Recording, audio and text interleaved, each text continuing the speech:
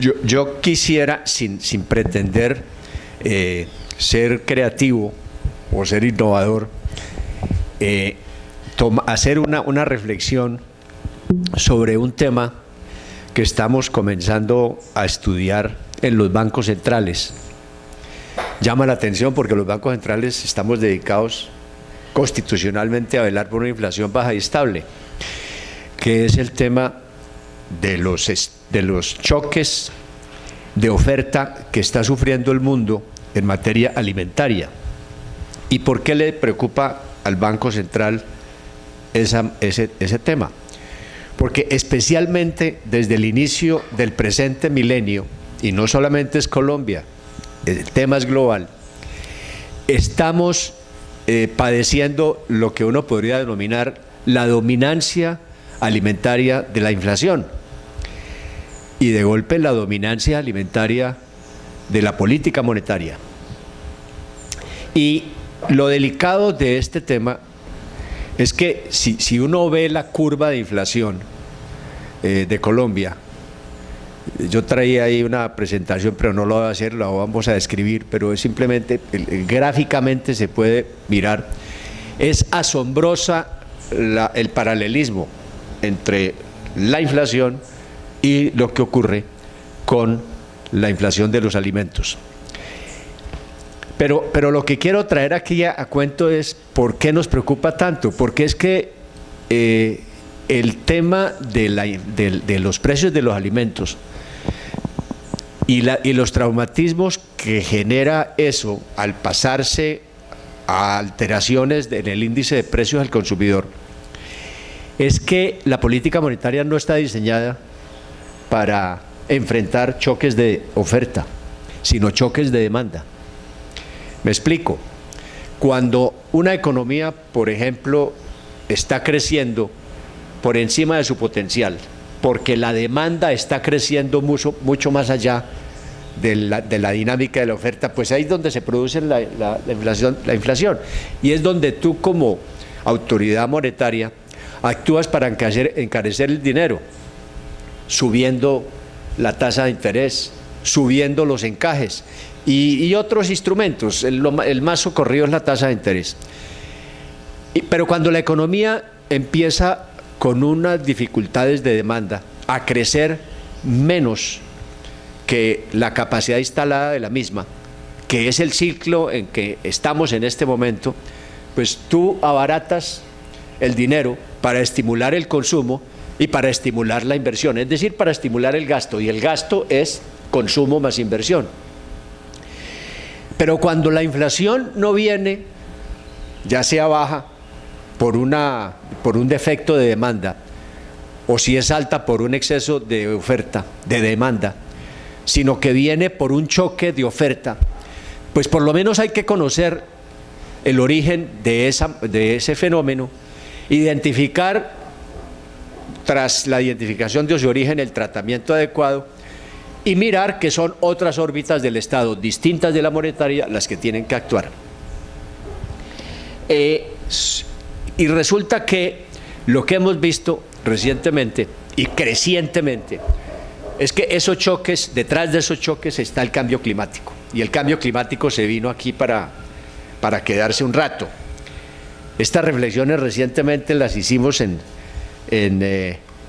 creo en la asamblea o un congreso organizado por la Bolsa Mercantil de Colombia. Carlos Gómez estaba, la Bolsa Mercantil.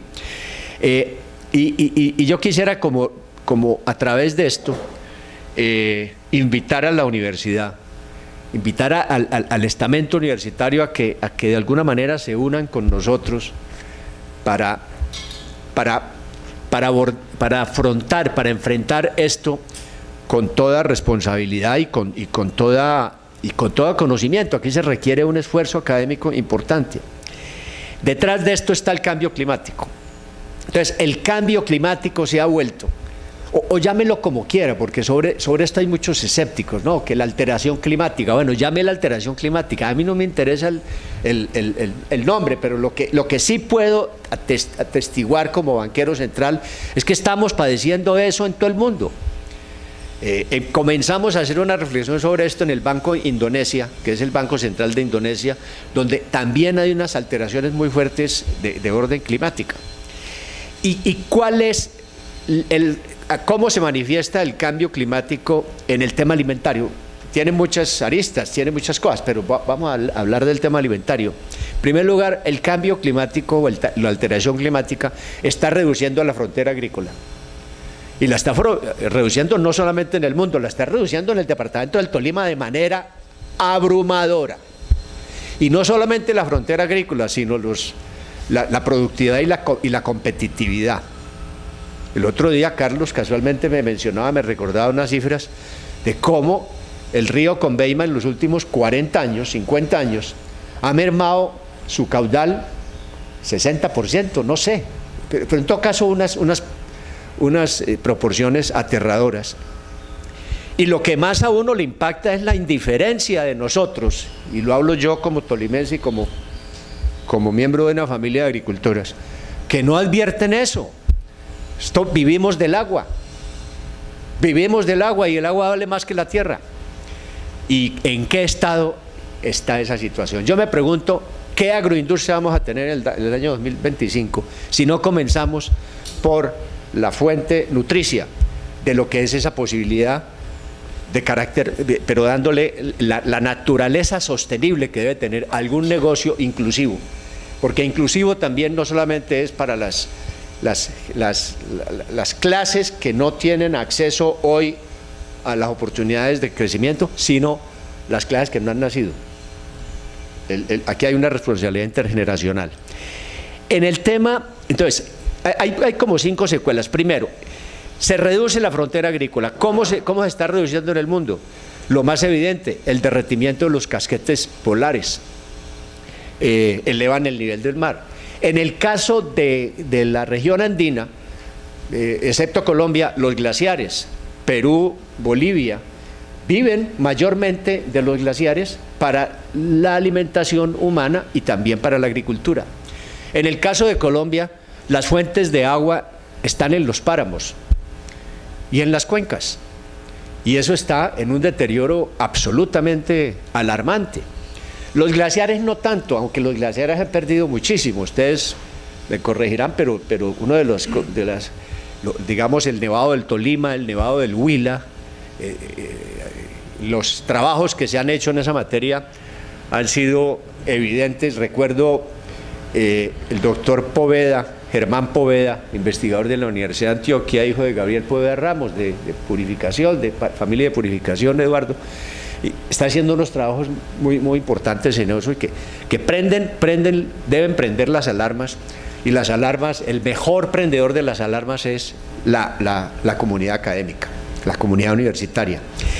Entonces, eso rebaja la frontera agrícola. Otro elemento que está rebajando la frontera agrícola es la creciente desertización. Los desiertos han aumentado y las tierras erosionadas han aumentado bárbaramente. El globo, a nivel global, eso es evidente. Cada país está sufriendo su cosa, y cada región y cada terruño, sus representantes, su universidad, sus dirigentes tienen que preocuparse por ese aspecto y regionalizarlo y conocer bien qué está pasando en el Tolima en esa materia y cuantificarlo. El otro elemento que reduce la frontera agrícola es el deterioro de los ecosistemas, de los servicios ecosistémicos, que son los que permiten la sostenibilidad y la estabilización de los regímenes de lluvias. ¿Y qué alteraciones hemos sufrido acá con el fenómeno del Niño, con el fenómeno de la Niña, cuando ya uno no sabe cuándo es que va a empezar el uno, cuándo va a empezar el otro? Entonces aquí hay un problema sumamente serio en esa materia. Y obviamente las causas del cambio climático, pues a nivel global sí las identificamos. Pero la utilización excesiva de combustibles fósiles es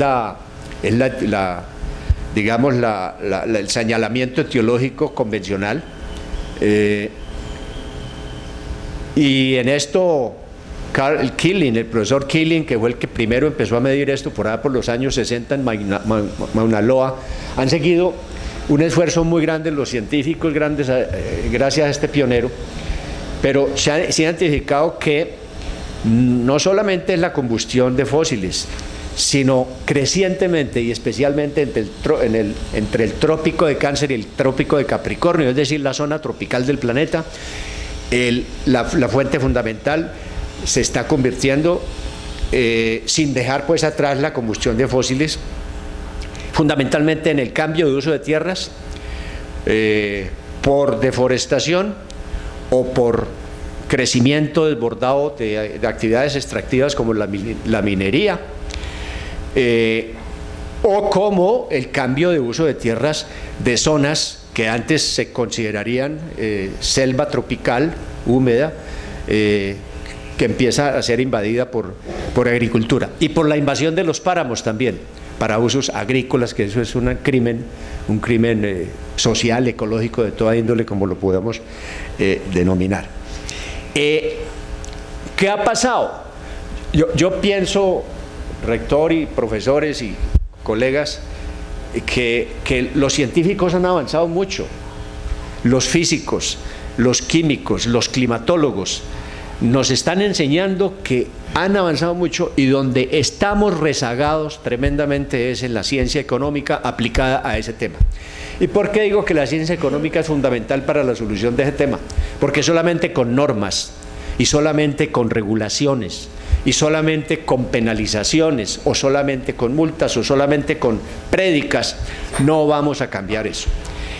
Si nosotros creemos en el sistema de mercado, pues tiene que ser a través del mecanismo de mercado, y el mecanismo de mercado se llama mecanismo de precios. Y el pionero en esto, el profesor que nos enseñó, que fue quien formuló la teoría de las externalidades, que es el profesor Cecil Arthur Pigou, de Cambridge, por allá en los años 20 del siglo pasado, contemporáneo de Schumpeter y contemporáneo de Keynes. El profesor Pigou formuló la teoría de las externalidades, que consiste fundamentalmente en reconocer que cualquier proceso productivo incurre en costos que no son incorporados al proceso de formación de precios. Y formula esto: quien daña paga, pero quien recibe compensa, como ya haciéndole un llamado de atención a la política fiscal, a fin de que esas externalidades, que son la prueba palmaria o la manifestación más aguda de la más grande imperfección del mercado, demostrando que el mecanismo de precios no es perfecto, que no refleja los costos verdaderos de la sociedad en un proceso productivo, pues ese gap lo tiene que llenar la política fiscal. Él no estaba hablando de cambio climático porque no había conciencia sobre eso. Pero la cosa, si uno la retrotrae a hoy y piensa en las enseñanzas de Pigou, y si Pigou en 1920, que escribió su libro del bienestar de la economía, o la teoría del bienestar, hubiera visto que desde 1988, cuando el señor Benz en Alemania empezaba a fabricar los primeros motorwagens, y luego Henry Ford, que masificó a partir de 1913 la producción de vehículos, y luego Rudolf Diesel en Alemania masificó la producción de motores diésel. Ellos utilizaron primero, en el caso de Ford, alcohol de maíz, en el caso de los alemanes, aceite de maní. Pero fue cuando descubrieron la maravilla del petróleo, una cosa que valía muy poquita plata, pero costaba mucho. Ahí empieza a fallar la contabilidad. Cuesta mucho, cuesta el daño, pero vale muy poco. Entonces el mundo se fue y se desbocó por esa avenida. Recientemente la respuesta a mí me parece tardía y equivocada, porque distorsiona precios, mecanismos, etcétera, que es la carrera de los biocombustibles a base de subsidios, tratando de emular digamos, el pionerismo del nacimiento de la industria de los automóviles. Solo hasta el protocolo de Kioto me parece que se retoma en serio ese principio,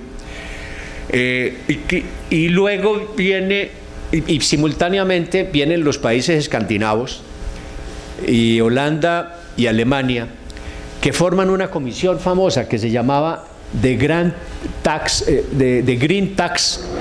Dutch Green Tax Commission, la comisión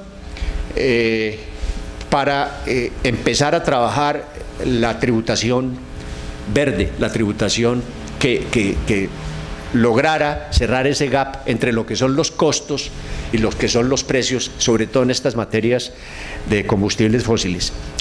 Y no fue sino hasta 2005, muy reciente. Con esa primera comisión, Holanda, Alemania y los 3 países escandinavos, Noruega, Dinamarca, Finlandia y Suecia, hacen una primera reforma fiscal ejemplar, que es una reforma fiscal ecológica. Empieza a abordar ese tema y a estudiarse con juicio. Luego viene la Comisión Europea, que a partir del 2005 establece un sistema de cap and trade, de techo y de piso, midiéndole las emisiones a las 13.000 corporaciones más grandes de la Unión Europea, de lo que compone la Unión Europea, y midiéndoles las emisiones y estableciendo unos allowances, o sea, unos permisos de contaminación permitidos. A cada empresa le daban su cuota. Pero lo más importante, y luego establecieron una penalidad de tonelada de CO2 emitida por encima de ese límite, y esa penalidad se estableció en 40 euros. Hoy ya está en 100 euros, ha ido reajustándose. Pero lo más importante es que permitieron, antes de que las empresas fueran a pagarle al fisco europeo, que las empresas que estuvieran por debajo del nivel permitido de contaminación pudieran venderle el cupo a aquellas que estuvieran excedidas. Y se formó, a través del comercio especial de emisiones, un mercado de capitales importante que ha tenido dificultades ahora con la recesión. Los precios de los certificados de reducción de emisiones, los CERS, así como se le denominan, han caído a niveles irrisorios, pero eso vuelve a tomar forma. Ha habido un proceso de prueba y error, pero la humanidad está creciendo. Pero viene una última generación, yo no me voy a extender mucho, pero una generación de nuevos sistemas de impuesto al carbono, y debo resaltar entre ellos el ejemplo del estado de British Columbia, no de Canadá, sino un estado como el Tolima, que estableció su propio sistema, y el estado de California, y Australia, y Nueva Zelanda. Y esto es muy importante porque la humanidad empieza a agotarse, a cansarse de todos estos intentos de cumbres mundiales que han sido decepcionantes. Y lo que está saliendo adelante es que no hay que esperar un acuerdo internacional vinculante, sino que es posible que cada país adopte su sistema impositivo ecológico para comenzar a crear en los agentes económicos los incentivos para que estos adopten las decisiones ecológicamente correctas. Y eso se hace no a través de consejitos ni a través de legislaciones, sino a través de política fiscal. De lo que decía Pigou, el que daña paga, pero el que recibe compensa. Y no se trata de unos esquemas fiscalistas de suerte para mejorar las finanzas públicas. Se trata es de encontrar en el gravamen al carbono los recursos suficientes para que aquellas conductas que corrigen ese daño sean también compensadas por el propio Estado. Es muy interesante el caso de Australia, que es de los más recientes. El anterior primer ministro de Australia, con este debate sobre el auge minero energético y especialmente minero en Australia, se llegó a la conclusión de que la minería no estaba contribuyendo suficientemente al fisco.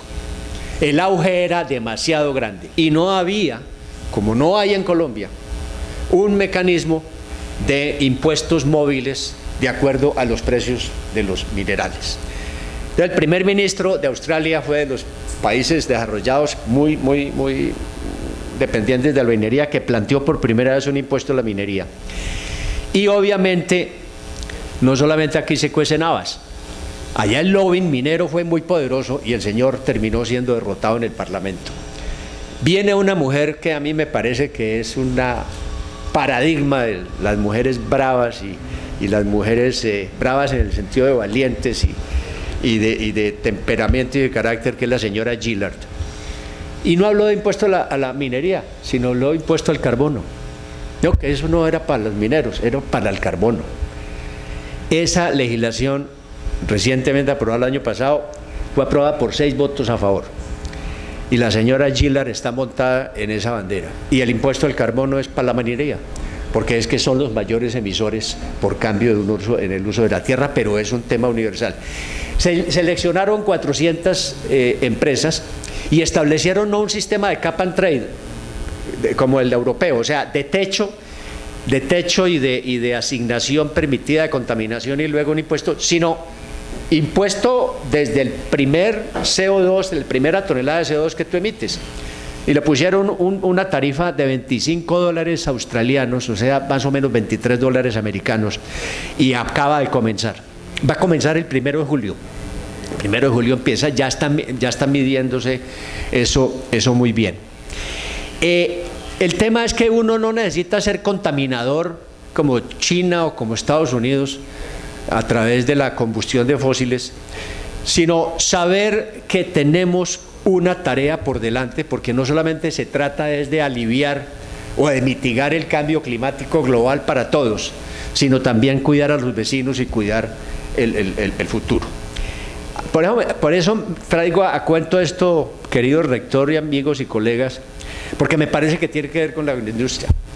Y lo que yo quiero compartir con ustedes es que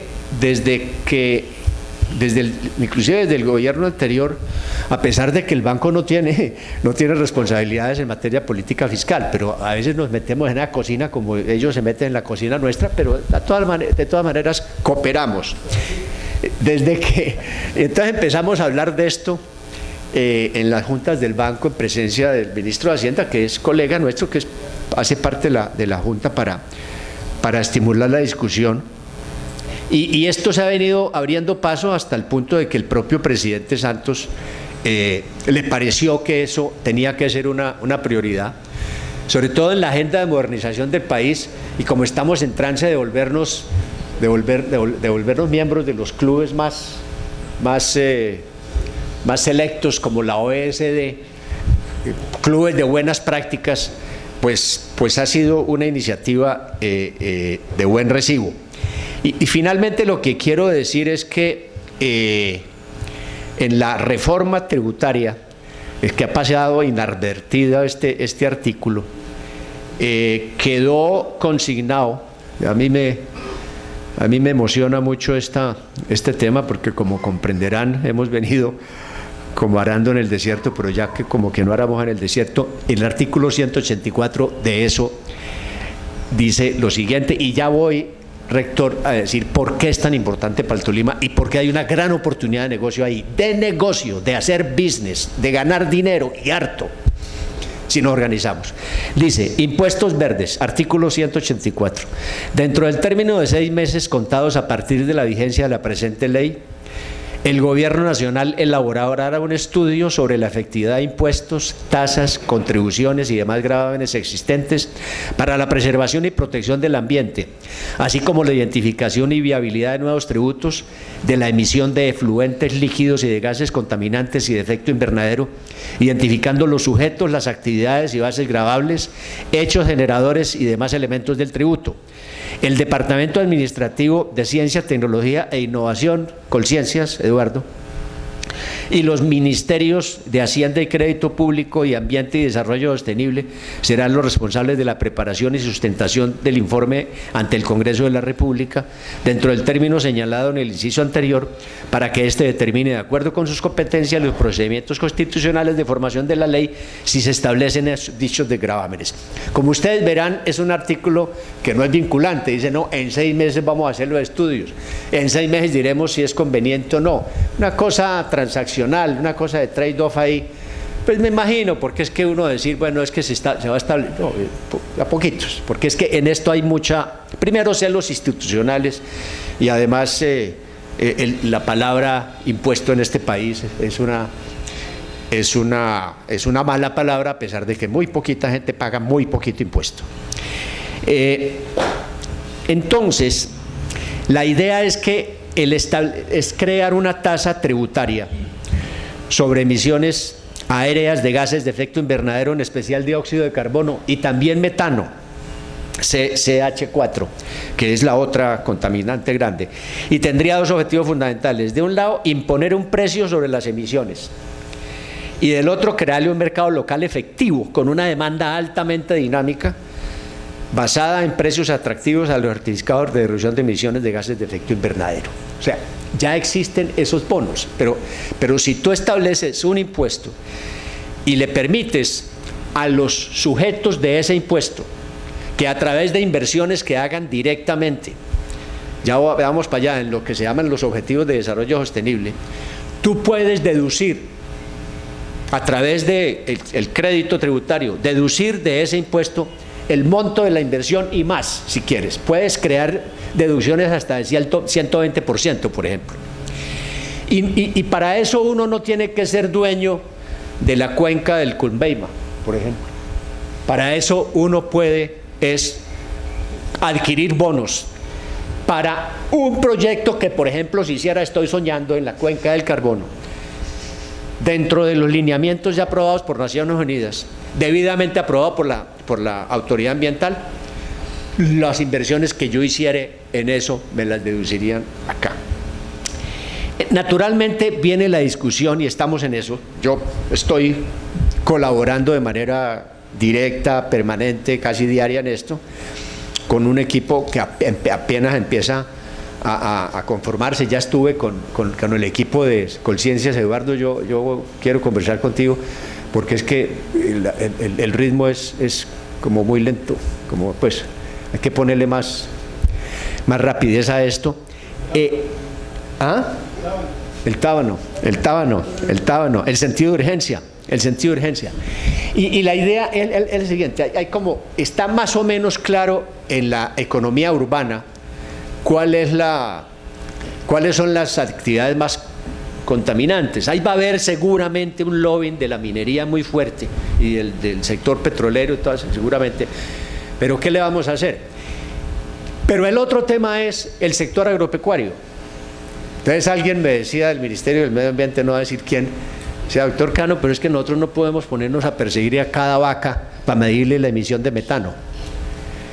Pues estamos discutiendo una forma mucho más simple, y es a través del impuesto predial. Aquí oí, antes, apenas llegué, unas cosas muy estimulantes que tú decías sobre las nuevas generaciones y demás. Problema, en Colombia no hay mercado de tierras, y no hay mercado de tierras porque la tributación sobre la tierra es irrisoria. No estoy hablando de este departamento solamente, estoy hablando especialmente de zonas de la costa Caribe, del Ariari, y ustedes entenderán que el impuesto predial es una cota entre 5 por 1000 y 16 por 1000, antes era de 1 por 1000, pero son los municipios y sus consejos municipales los que determinan dónde se ubica el respectivo municipio, si en 5 por 1000 o 16 por 1000. Pues adivinen dónde se ubican casi todos en 5 por 1000, donde hay consejos municipales dominados por los latifundistas. Eso no ocurre donde el balance de poder no es tan importante, pues es mejor, es más equilibrado. Y típicamente donde antes, afortunadamente se hizo la reforma de las regalías, donde los municipios viven de las regalías, los municipios que viven de la regalía no les importa la tributación predial, y entonces no la establecen. Y como los recursos de las regalías no salen del bolsillo de uno, sino de maná del cielo, ¿a usted qué le importa si se les roban o no? A usted le importa si les robaron el impuesto que usted pagó. Pero, entonces, políticamente eso tiene unos efectos sumamente perversos. Yo estuve con un equipo del banco mirando ese tema en algunos municipios del país. Pero la idea es ajustar los impuestos prediales y decirle a la gente: aquí no vamos a estrangular al agricultor o al ganadero, sino que vamos a establecerle unos descuentos sobre ese impuesto predial, al punto de que usted puede volver su impuesto predial cero. ¿Quiere pagar cero impuesto predial? Entonces invierta en unos proyectos previamente aprobados por la autoridad ambiental, y hemos identificado como 5. Estos son ideas en bruto.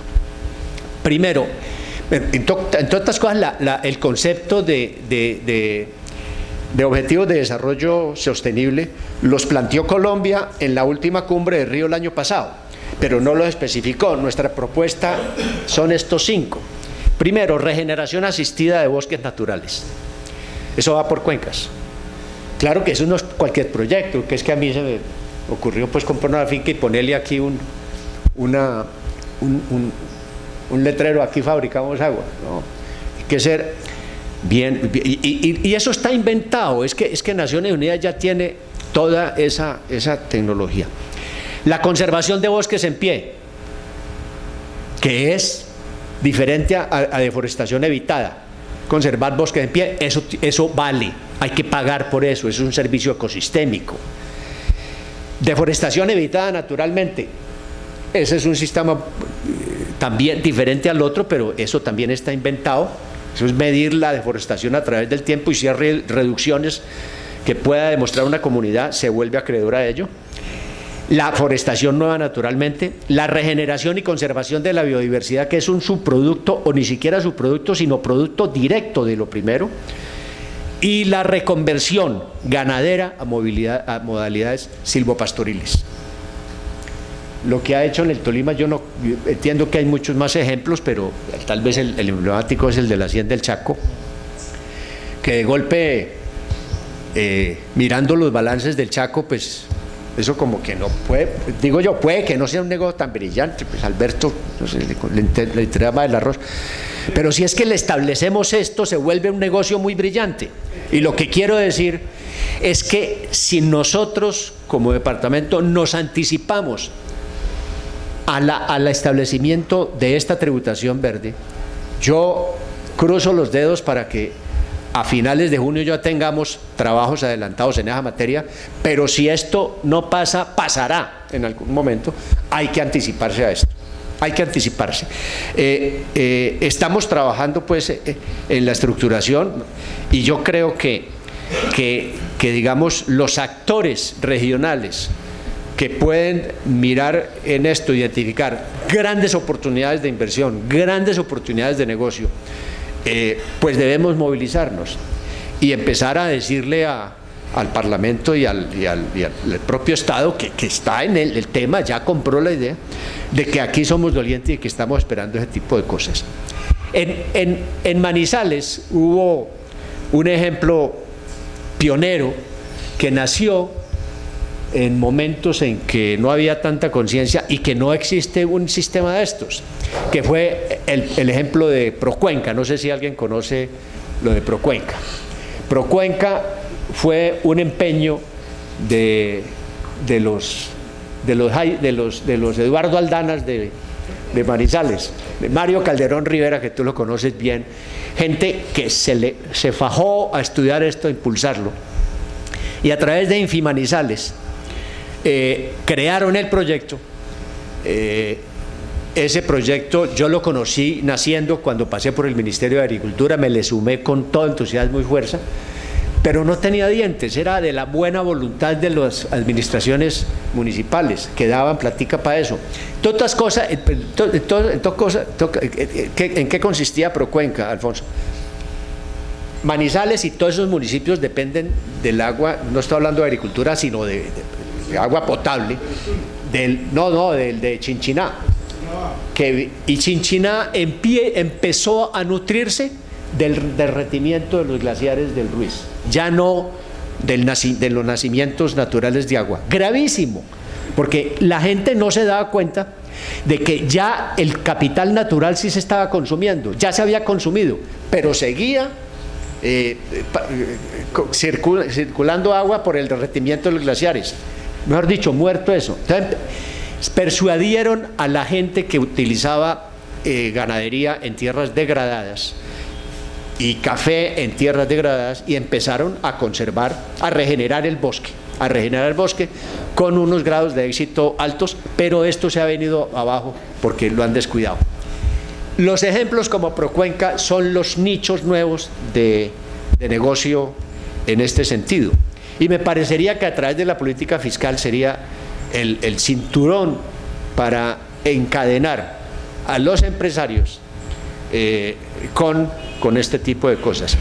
Y yo diría más allá, si uno no tiene una presión en el buen sentido de la palabra del lado fiscal, a través del predial, por ejemplo, y lo vincula con el agua, pero también le da la oportunidad al contribuyente de disminuir o suprimir la contribución fiscal, invirtiendo más bien ese dinero, en vez de que sea el propio Estado, sino de manera directa, a través de este tipo de iniciativas y de proyectos. Yo creo que se abre una nueva mentalidad y se le abre la posibilidad a la juventud que tenga acceso a la tierra, porque mientras no haya acceso a la tierra y la tierra siga siendo un activo fundamentalmente de acumulación, por eso es que vale tanto, entre otras cosas. Suena paradójico. Colombia, uno mirando lo de competitividad, la agricultura colombiana tiene muchos problemas de competitividad, pero el problema mayor de competitividad de la agricultura colombiana no son los costos de producción, no son los agroquímicos, no son de pronto semillas, no. Es la tierra. ¿Y por qué la tierra vale? Porque es joya.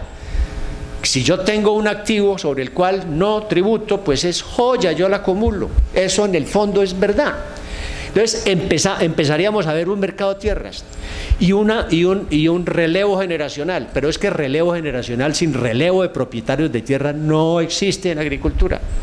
Uno tiene que mirar eso que va junto con lo otro. Esta es como de manera desordenada, Alfonso, la reflexión que me puse a pensar que es oportuno plantearla, invitar a la universidad. Estamos en una etapa muy incipiente. Ya le sugerimos al ministro Mauricio Cárdenas, pues que como eso no está inventado, pero la rueda sí está inventada en el resto del mundo, pues tocáramos la puerta de un grupo especializado en esto, que está trabajando en varios países en el Banco Mundial.